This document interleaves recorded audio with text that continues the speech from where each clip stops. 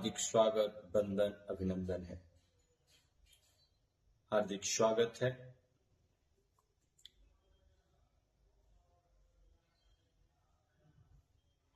अलौकिक धारा ज्ञान में आप सभी श्रद्धालु भक्तों को हृदय से आभार है। आज की जो समय और परिवेश जो चल रहा है उसमें युवा जो है बहुत ही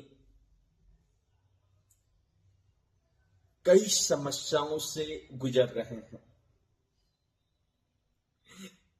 ये वातावरण, खान पान असंतुलन की वजह से शारीरिक रूप से और ये पूरी विश्व में कई धर्म, पंथ, संप्रदाय और कई विचारधाराओं की वजह से मानसिक रूप से भारत की युवा ये जानने के लिए परेशान है कि वास्तविक स्वरूप क्या है।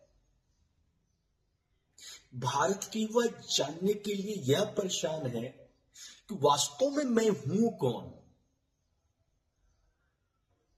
यह पूरी विश्व का सबसे बड़ा आध्यात्मिक प्रश्न है और खास करके भारत के युवा आत्मा और ये चेतना और जीवन के रहस्यों को समझना चाहते हैं। यह निरंतर प्रयासरत है। वास्तविक में इसका उद्देश्य जानना चाहते हैं कि वास्तव में इसका उद्देश्य है क्या। शरीर, मन या चेतना। हमारी शरीर है, इसके अंदर मन है और ये पूरी चैतन्य है, इसके अंदर चेतना है। बहुत बड़ी प्रश्न है क्योंकि मानव अब तक इस समुद्र की, इस पूरी आकाश की और ये पूरी पृथ्वी की गहराई जानने के लिए निरंतर प्रयास किया, लेकिन यह अब तक यह इसलिए निरंतर प्रयास नहीं किया स्वयं को जानने के लिए कि यह बहुत बड़ी प्रश्न है कि मैं कौन हूं। यह आकाश को नापने की प्रयास किया, निरंतर कर रहा है। ये धरती के अंदर ये समुंदर है, उसको नापने के लिए निरंतर प्रयासरत है। इस पृथ्वी को नापने की, समझने की, गहराइयों को जानने के लिए निरंतर प्रयासरत है। लेकिन स्वयं के अंदर गहराइयों को जानने के लिए, स्वयं के भीतर जानने के लिए, स्वयं की रहस्य को समझने के लिए, ये आत्मा का रहस्य को अनुभव करने के लिए, आत्मा चेतना का रहस्य जब तक स्वयं से नहीं पूछता तब तक ये दुनिया आपके लिए रहस्य ही होगा। देखिए, मानव की बहुत बड़ी प्रश्न है कि मैं कौन हूं। इस पृथ्वी पर भारत देश में जो भी आध्यात्मिक पुरुष हुए हैं, जो सभी आध्यात्मिक पुरुषों ने स्वयं की खोज की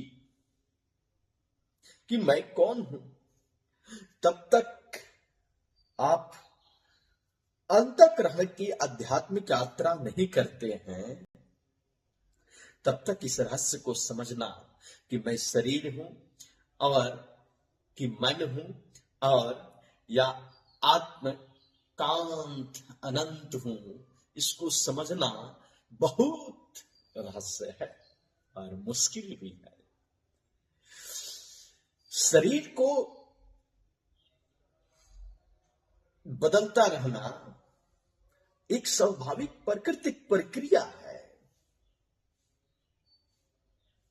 शरीर के अंदर आत्मा रहती है और ये आत्मा निरंतर परिवर्तन होती रहती है। जिस तरीके से एक मानव निरंतर वस्त्र पहनता है और वस्त्र को वह छोड़ देता है, तो वह वस्त्र नहीं हो पाता। ठीक उसी तरीके से शरीर बदलता रहता है। जैसे बचपन, युवा, वृद्ध और यह समाप्त भी हो जाता है, परंतु इस सब को देखता है कौन? शरीर के अंदर जो आत्मा है, जो चेतना है, वह सारी अवस्थाओं को देखती है। जिस तरीके से ये कपड़े बदलते रहते हैं, ये शरीर उसके साक्षी प्रमाण होता है, ठीक उसी तरीके से यह शरीर बदलता रहता है, आत्मा और चेतना इसकी साक्षी प्रमाण होती है। शरीर बदल जाने के बाद कई आकार होते हैं, लेकिन आत्मा वहीं रहती है। ये अनुभव है, यह प्रमाण है, तभी तो ये पूरी चराचर जगत में 84 लाख योनियां हैं। ये 84 लाख योनियां निरंतर प्रवाह कर रही है, ये चक्र के घूम रही है। शरीर रूपी ये वस्त्र बदलती है और धारण करती है। वस्त्र बदलते हैं, पहनने वाला कभी नहीं बदलता। ये शरीर बदलता है, आत्मा कभी नहीं बदलता। देखिए, मन शरीर के अंदर है, सभी इंद्रियों की स्वामी है मन। मन क्या है? कई विचारों की संग्रह है, समूह है। मन विचारों की समूह है। कभी दुख होता है, कभी खुश होता है, कभी यह निराशा हो जाता है, कभी यह उत्साह हो जाता है, कभी प्रसन्न हो जाता है। यह निरंतर बदलता रहता है। बदलते रहते हैं। जिस तरीके से ये पूरी आकाश है और ये आकाश के बादल बदलते रहते हैं, आकाश नहीं बदलता। आकाश तो आकाश थे, वो स्थिर है, वह स्थिर रहता है। जैसे मन बदलते रहते हैं, लेकिन ये चेतना स्थिर रहती है। देखिए, पुस्तक पढ़ने से आपके अंदर प्रबल ज्ञान मिल सकता है, पर आत्मा का अनुभव आपको केवल साधना से ही मिल सकती है। और साधना आपके जीवन के ये हृदय से जब अनुभव करते हैं, तभी आपकी ये साधना पूर्ण होती है। देखिए, जिस तरीके की मिठास से नाना प्रकार के व्यंजन बनते हैं, और उसमें कितनी मिठाइयां बनती है सहज से।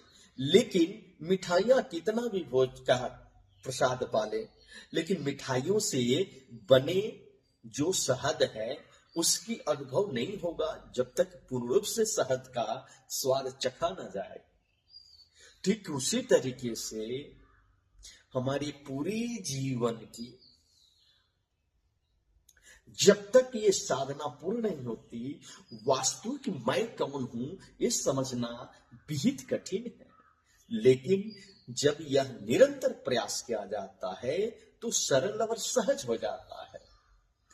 संस्कार कहता है और अहंकार कहता है। संस्कार कहता है कि मैं अनुशासन के रूप में रहूंगा, और अहंकार कहता है कि मैं अनुशासन को तोड़ के रहूंगा। अहंकार कहता है कि मैं श्रेष्ठ हूं, लेकिन संस्कार कहता है कि मैं श्रेष्ठ तो हूं, बस आत्मबोध हूं। अब आत्मा का जो बोध कहता है कि मैं सब में हूं और सब मैं में हूं, मैं इस चराचर जगत में हूं और चराचर जगत मेरे में है, ये आत्मबोध कहता है, ये संस्कार कहता है, ये संयम कहता है, ये अनुशासन कहता है।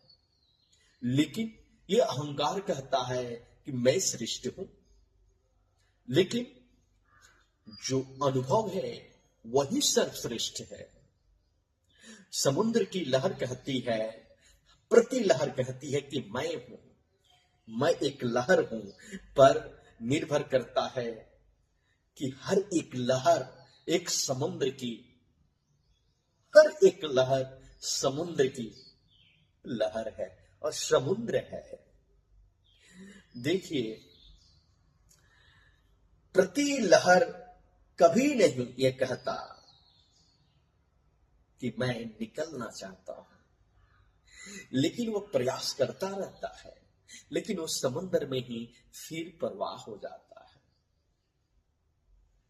जिस तरीके से दीपक जलता है, ये बाहरी सुख है, वस्तुओं की सुख है, जो बाहरी, जो दीपक जलता है वो बाहरी उजाला है और भौतिकवादी उजाला है, पर आंतरिक आनंद आत्मबोध से है, आत्म चिंतन से है, आत्म संयम से है और आत्म ज्ञान से है।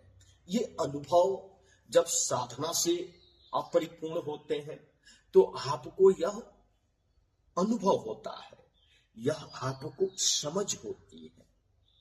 लेकिन जिस तरीके से बाहरी भौतिक दीपक से यह दीपक जल के कुछ पल के लिए उजाला करता है, कुछ स्थान, कुछ दूरियों के लिए उजाला करता है, ठीक उसी तरीके से यह अंदर की आनंद जो है, स्वयं की जो आनंद है, वह सूर्य की उजाला से होता है। आत्मानंद सूर्य है और बाहरी जो सुख वह दीपक है। बाहरी सुख एक दीपक है, वो कुछ पल, कुछ दूरियों के लिए उजाला है, लेकिन ये उसी तरीके से भौतिक जो सुख है कुछ दूरियों के लिए है, कुछ पल के लिए, अस्थाई सुख नहीं है। अस्थाई कोई सुख है तो आंतरिक